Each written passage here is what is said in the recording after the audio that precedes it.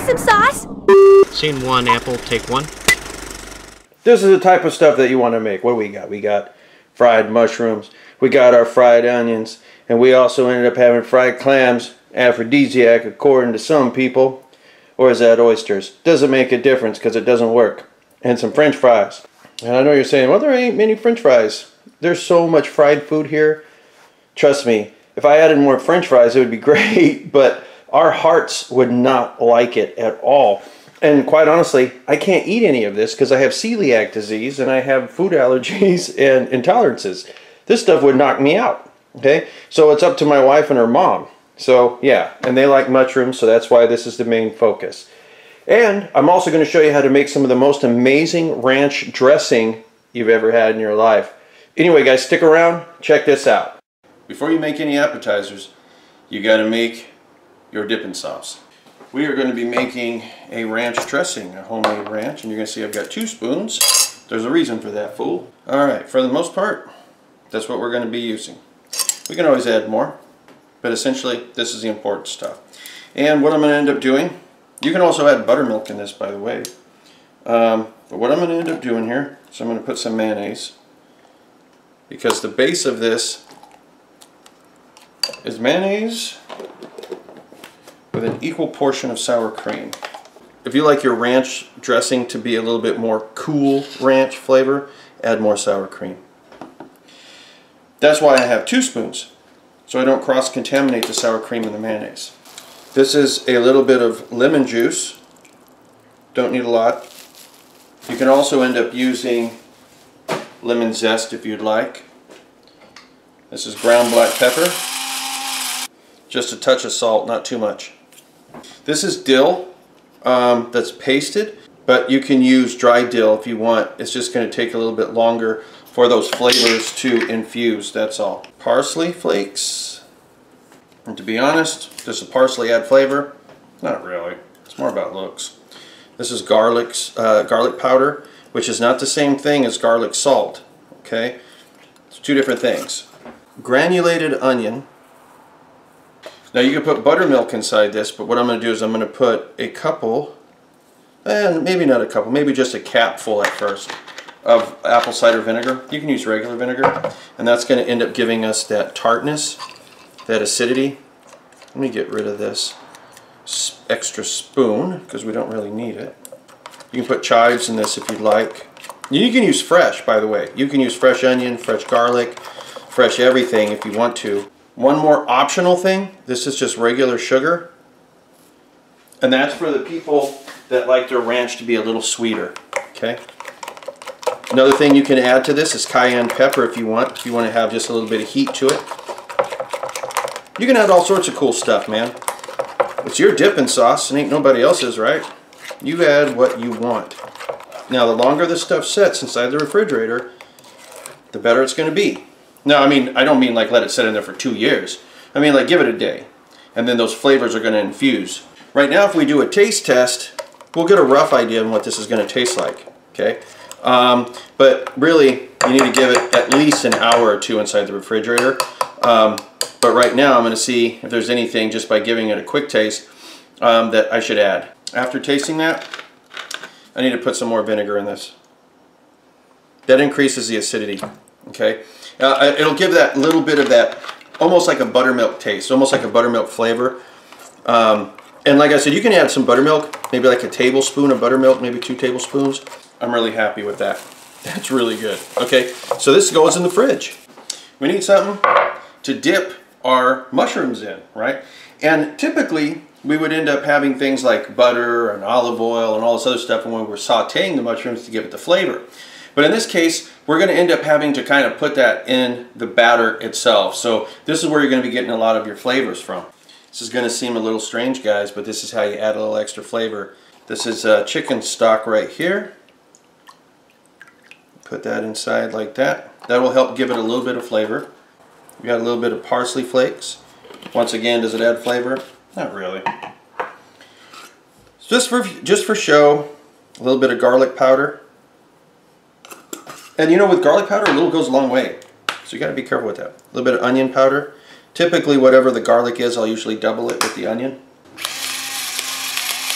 This is black pepper again, just in case you guys are not from the planet Earth. We're going to be putting salt in, okay? We put it in this, but we also end up putting it on top of the mushrooms after they're finished. Got some eggs. We're going to open this thing up with one hand incorrectly. Now, if you get shell, don't be reaching in there for it. You know what you do? You use the shell and it'll just get sucked right up into there. This is just a little paprika. Ain't going to add too much flavor, but it is going to end up adding color. You can use a little bit of cayenne pepper. I'm going to give this 2 little shots of Louisiana hot sauce. I'm going to be putting some thyme in here because I've got too much time on my hands. Okay, so you want to add chili powder to this, you can. You can add all sorts of crap, but essentially what we want is a very flavorful batter, right? We want something that when you taste it, you're like, oh, that by itself is delicious, right? That's essentially what we're trying to go for here. And this is actually probably enough for what we're making.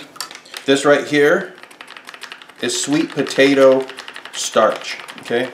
You can use corn starch. In fact, you don't even have to use this at all. Okay, you can just use flour if you want.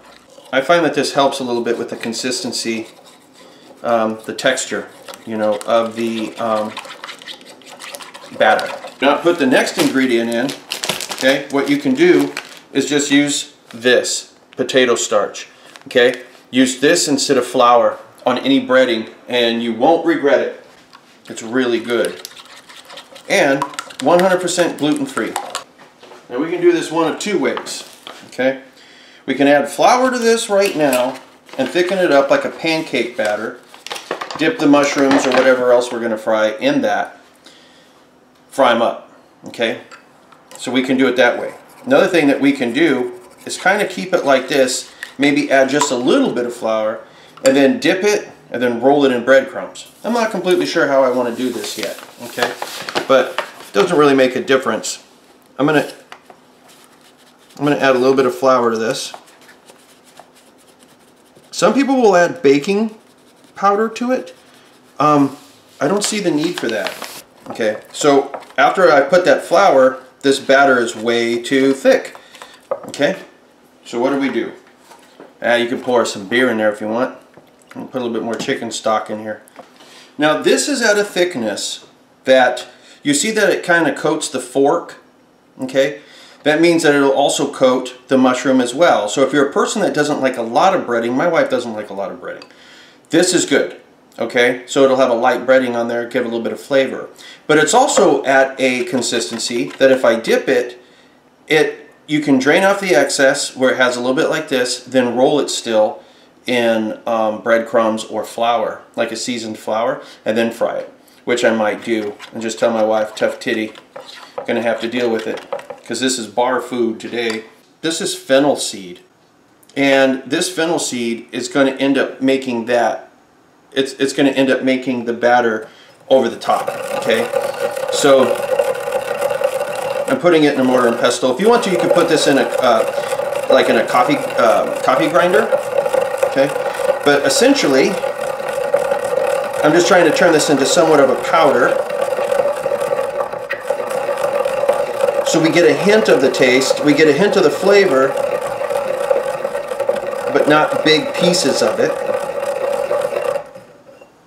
That actually makes a big difference in the flavor. And it's going to be something people are going to go, oh my God, that's really good, and it's familiar, and I just don't know what it is that's doing that.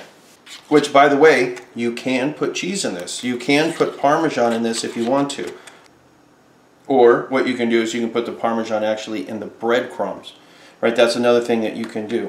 But since we're using this for everything, there's going to be clams, you know, there's going to be onions, there's going to be mushrooms. If you wanted to put chicken, you put chicken. You know, you can get away with the Parmesan. You can get away with it. In fact, if you don't tell nobody, I won't tell nobody, okay? We just need a hint. We don't need to put a whole lot, okay? Because this is going to end up going all through the batter. Yeah, I almost forgot about that fennel, guys. Whew, that was bad. But the Parmesan, that's extra. You don't have to do that. You can also sprinkle this on during the same time as you put your salt on. So after they come out of the fryer, you could sprinkle it. Let's make some clams. But my wife probably won't eat too many clams, but I will. So I'm going to end up taking about half of these out, like that. Let these thaw. Now these, if I'm not mistaken, have already been cooked, okay? And that's fine.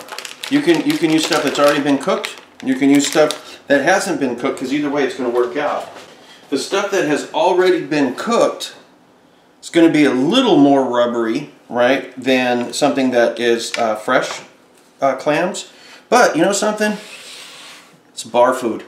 Okay, now when doing this we have two options. We can use regular breadcrumbs like a white boy, or we can end up using panko breadcrumbs like a Japanese boy. This is bar food, so we really should be doing breadcrumbs like this. But we might be an upscale bar, so maybe we should do something along these lines. My wife isn't crazy about a lot of breading, and the panko has a tendency to stick out a little bit more. Maybe we should use this. But panko definitely has a much crunchier texture. But this sticks a lot better. Fills up a lot of gaps. Not only that, but I want to get rid of this. So let's use this one, because it's already been opened. Okay. So these are thawing right now, and I want these to not be at least ice cubes before we use them.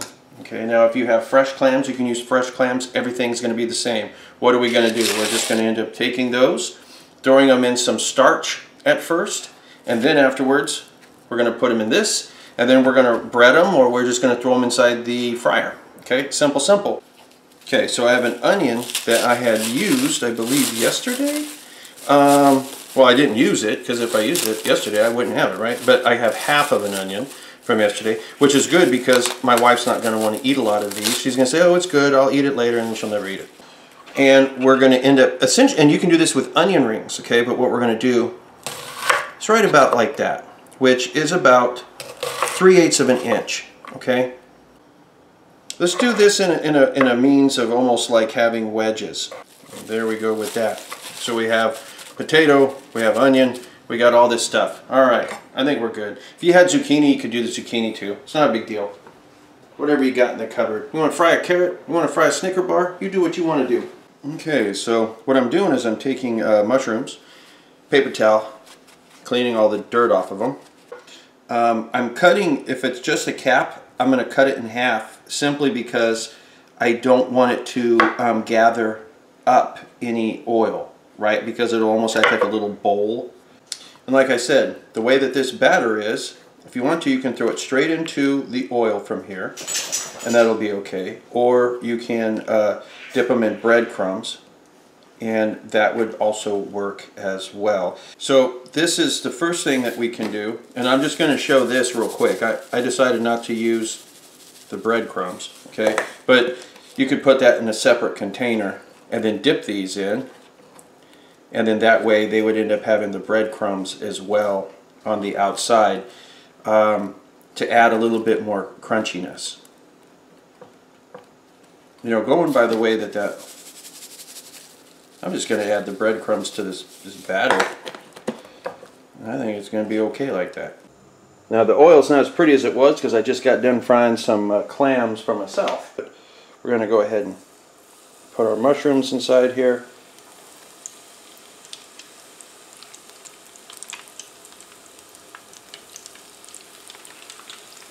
So while they're doing it like that, give them a flip.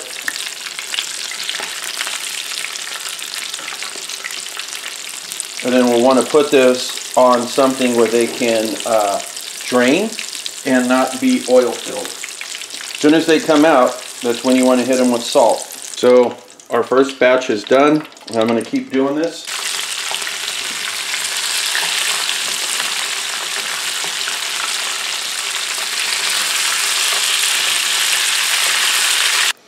And we want to put these in individually, making sure that they're not sticking to one another, because this starch acts like a glue. These onions will end up flavoring the oil just a little bit. So when we put our potatoes and stuff inside there, it'll impart a slight onion flavor on the potato, which is actually a good thing.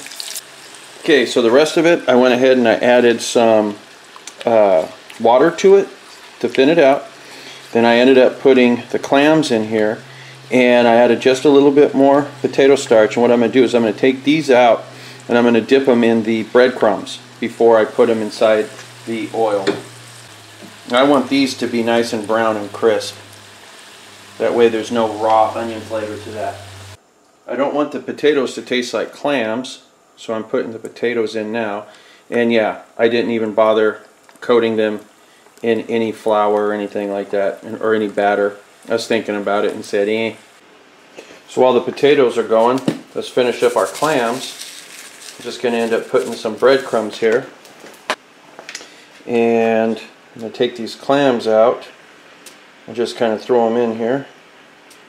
Try to keep them separated though, so that way they don't attach to one another and you end up getting a big clump of, like that, you end up getting a big clump of clam instead of just like one, you know. There's an onion right there, and that's okay. Ain't nothing wrong with a little bit of a fried onion. And remember, when it comes to the potatoes, the French fries, you do a double fry. So you fry it once, and then when they're about 85–90% cooked, you take them out, you let them rest for about 3 or 4 minutes. Throw them back in and you'll have extra crispy fries. Time to put the clams. And this isn't going to take long to cook these. Clams cook pretty quick. A couple minutes. And you have to remember, these particular clams were already pre-cooked. So it's going to be quicker. If you leave them in there too long, they'll shrink up and become rubbery.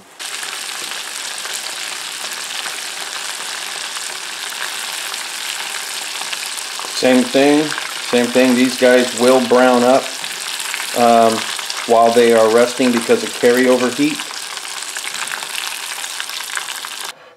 We're going to end up having a lot of fried food here. Okay, so we got our fried mushrooms right there. Right next to the mushrooms we should put our fried onions. Next to those guys is where we put our fried clams. Last but not least, of course, some French fries. Even though it looks like a lot of fried food, it is. Grab some parsley just so that way it doesn't look super brown and you have a little bit of something there. When it comes to the clams, one of the best things, at least in my opinion, to go with it is a good malt vinegar. But when it comes to things like the mushroom, onion, homemade ranch. That's where it's at. So I'm going to try this with the ranch. Okay, that is really, really good. This ranch is amazing. But there you go, guys. The ultimate fried platter. Fried mushrooms, fried onions, fried clams, and French fries. And I know you're saying, French fries, there's only 4 or 5 of them. My wife's going to come in here and say, good God, I can't eat all of this. I'm doing her a favor. She likes mushrooms more than anything, so that's why she has more of those. Take it from me, guys, this is the bomb. And the same breading, the same way that you bread and you batter the mushrooms, you can do that with everything. And you'll see with the clams, just changing with breadcrumbs, it changed the breading a little bit, but it's still the same stuff, really. Anyway, guys, that's that. Till next time, man. Talk to you later. What's up, everybody? In this video, we're going to be doing Dr. Chill's ultimate fried appetizer platter. This is going to be what you want to serve people if you're having a party. Friends coming over for Super Bowl.